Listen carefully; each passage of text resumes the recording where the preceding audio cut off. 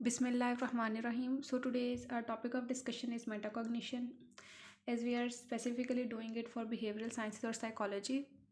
तो behavioral sciences के paper में अगर आपको आती है इसकी definition लिखने के लिए तो क्वेश्चन आएगा what is metacognition, या फिर आपको इस तरह आ सकता है कि strategies बताएं कि जो improve करें हमारी learning capacity को. मेटाकॉग्निशन की कौन कौन सी स्ट्रेटजीज़ हैं तो वो मेटाकॉग्निशन आपको स्पेसिफाई करेंगे, then you have to write this. अब मेटाकॉग्निशन क्या होता है? बेसिकली मेटाकॉग्निशन को हम कहते हैं कि हम हर इंसान सोच रहा है, हर वक्त हम कुछ ना कुछ सोच रहे होते हैं. अपनी थिंकिंग को अगर हम कंट्रोल करें या फिर ये कह सकते हैं आप कि if we think about what we are thinking, तो उस चीज़ को हम कहते हैं मेटाकॉग्निशन. तो एक ये बड़ी कह लें कि बहुत जो ज़्यादा एक तरह से कह सकते हैं कि बहुत ज़्यादा जो से हैं सेल्फ सेटिस्फाइड या एक सक्सेसफुल लोग हैं, उनकी ये अंदर कैपेसिटी होती है. कैपेसिटी होती नहीं है, बेसिकली आपने बिल्डअप करनी होती है. If you want to control your own life, you want to control your thinking, then you have to do all these things. ये वो सारे चीज़ें हैं जिनसे आपके मेटाकॉग्निशन की एबिलिटी डेवलप होगी. और क्योंकि हमारे जो प्रॉफ में इससे स्पेसिफिकली क्वेश्चन आया हुआ जो हमारी बुक के कोर्स पे, उसमें है कि मेटाकॉग्निशन स्ट्रेटजीज़ को हम किस तरह से अपने लर्निंग प्रोसेस में यूज़ कर सकते हैं, कि हम कौन कौन सी मेटाकॉग्निशन स्ट्रेटजीज़ को यूज़ करें जिससे हमारी लर्निंग इम्प्रूव हो. ओवरऑल थोड़ा सा हमने बात की कि हम डेली लाइफ में भी मेटाकॉग्निशन को यूज़ करते हुए अपनी डेली एक्टिविटीज़ को कंट्रोल कर सकते हैं. बेसिकली अपने माइंड को कंट्रोल करने वाली चीज़ होती है कि अपनी थिंकिंग को कंट्रोल करना, अपनी थिंकिंग को एक चैनलाइज्ड वे में लेके चलना. तो ये था मेटाकॉग्निशन. ठीक है, आई होप सो इसकी समझ आ गई. मेटाकॉग्निशन इज़ डिफाइंड एज, ऐसे जैसे इसकी मैंने डेफिनेशन लिखी हुई है. मेटाकॉग्निशन, दिस इज़ फ्रॉम मोदत राना, बिहेवियरल साइंसेस की जो बुक है. Metacognition is defined as thinking about how we think, कि इस चीज़ को सोचना कि हम कैसे सोचते हैं, इस चीज़ के मतलब सोचना. It refers to knowledge people have about their own thought processes. ये वो नॉलेज है जो लोगों को अपने थॉट प्रोसेस के, अपने थिंकिंग प्रोसेस से रेलिवेंट होता है, तो उसको हम कहते हैं मेटाकॉग्निशन. अब स्ट्रेटजीज आर, ये मैंने शॉर्ट करके लिखा हुआ है, आप इसको पूरा लिखेंगे कि metacognition strategies that will help in improving learning are. आपने फुल सेंटेंस बना के लिखना है. जब आपने BS का रिटर्न SAQ पोर्शन अटैम्प्ट करना होता है तो इट मैटर्स अलॉट कि आप किस तरह लिख रहे हैं, आप किस तरह से पोर्ट्रे कर रहे हैं, आपका एक कंसेप्ट बिल्डअप हुआ हुआ है, आप उसको किस तरह से लिख रहे हैं.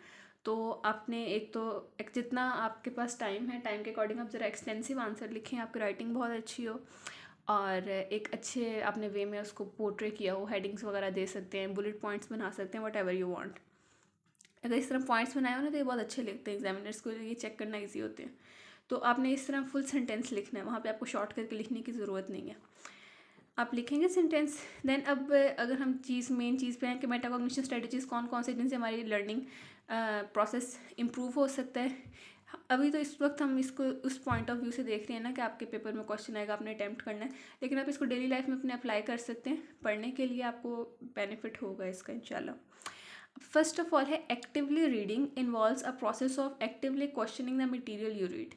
अब जो एक्टिव रीडिंग है उसमें क्या होता है बेसिकली कि उसमें आप जो पढ़ रहे हैं ना, आप सपोज पैथोलॉजी का या फिर आप कहें फिजियोलॉजी का आपने एक टॉपिक पढ़ा है अभी, तो आप उसमें ना जो भी पढ़ते जा रहे हैं आप हर चीज़ को क्वेश्चन कर रहे हैं अपने आप से कि अच्छा उसने बताया था कि सेल में ये ऑर्गेनेल्स है, उनका ये फंक्शन है, तो ऐसा क्यों है. मैंने पहले इस फर्स्ट पेज पे तो ये पढ़ा था, थर्ड पेज पे ये बात थोड़ी सी उससे ऑपोजिट लग रही, थोड़ी कॉन्ट्राडिक्टरी लग रही है, तो ऐसा क्यों है. मतलब कि जो आप पढ़ रहे हैं ना उसको आप एक्टिवली पढ़ें और उसको अपने आप से क्वेश्चन करें कि ऐसा क्यों है. That's actively reading, that's a part of your strategy of metacognition. Then है quickly read title page, preface, abstract. अब आपने अगर रिसर्च पेपर्स वगैरह पढ़े हो तो उनसे पहले एक एब्स्ट्रैक्ट दिया होता है. Abstract is kind of conclusion कि इसी तरह कुछ चैप्टर्स से पहले दिया होता है. हमारी जो सी MBBS की बुक्स हैं इनमें ऐसे इस तरह नहीं दिया हुआ एब्स्ट्रैक्ट, लेकिन हमारे क्या होता है कि एंड पे दिए होते हैं, जो समरी है ना उसको आप कह सकते हैं. तो आपने जब रीडिंग स्टार्ट करनी है, इन्होंने बेसिकली जैसे आर्टिकल की ही बात की है ना, आर्टिकल में आप रिसर्च आर्टिकल ले सकते हैं। जिन लोगों ने रिसर्च खुद की हुई है या रिसर्च आर्टिकल कुछ रीड किया उनको पता होगा एब्स्ट्रैक्ट क्या है। कोई भी एक रिसर्च आर्टिकल होता है ना, जैसे पहले एक पैराग्राफ दिया होता है, जैसे कि आपके चैप्टर के एंड पे समरी दी हुई है ना, तो वो एब्स्ट्रैक्ट ना उस पूरे पेपर की समरी होती है। उसमें वो बताते हैं पेपर का बैकग्राउंड, कंक्लूजन और जितनी भी हेडिंग्स थी ना, उन सारों को उन्होंने शॉर्ट करके लिखा होता है। 250 वर्ड्स में पूरे पेपर को पूरे पेपर को समराइज़ किया होता है। तो अब आपने सबसे पहले टाइटल पेजेस पढ़ लिए, एब्स्ट्रैक्ट पढ़ लिए, उसके बाद आपने देखना है study table of contents headings to get sense of structure.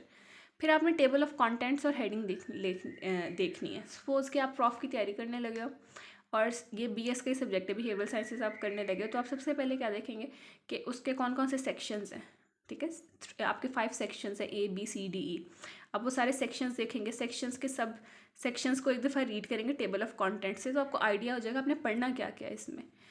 ठीक है, उसके बाद है read bold faced excerpts boxed summaries to have main points and ideas. आपने जो भी अपना रीड करते वक्त ना आपने देखना है कि कुछ साइड पे बॉक्सेस बने होते हैं, उनको देखना है। जिन चीज़ों को हाईलाइट किया हुआ है उनको देखना है। उन चीज़ों को अपने सारे बोल्ड फेसेस, जो बोल्ड हेडिंग्स दी हुई हैं या फिर समरीज दी हुई हैं, कोई साइड पे पॉइंट्स बने हुए, आपने अब उन चीज़ों को देखना है क्योंकि वो इंपॉर्टेंट होती है। जैसे आपके लिपन कॉर्ड थी बायोकेमिस्ट्री में, तो उसमें हर जो पेज है ना उसके साथ एक बॉक्स बना हुआ था, उस बॉक्स में समराइज़ किया हुआ था। तो वो अगर आप पूरा पेज ना भी पढ़ें तो उस बॉक्स में समरी होती थी। इवन के हम लोग ऐसे ही करते होते थे कि वो सारा पेज रीड करके जो उसमें से इंपॉर्टेंट चीज़ें हैं वो बॉक्स में ऐड कर लेनी, या फिर अगर बॉक्स में ऑलरेडी वो सारा कुछ मौजूद है तो उस पेज को क्रॉस कर देना, ताकि नेक्स्ट टाइम सिर्फ हम उस जो साइड पे समरी बॉक्स है उसको रीड करें। अब हर पेज पे जो कुछ डायग्राम्स होती हैं, कुछ हाईलाइटेड सेक्शन होता है, आपने उसको रीड करना है। Then leaf through whole article dipping in here and there to follow the logic. अब आपने सारे जो सब फुल था कंसेप्ट, पूरा जो आर्टिकल था या पूरा आप कह लें चैप्टर था, आपने उसको रीड करना है।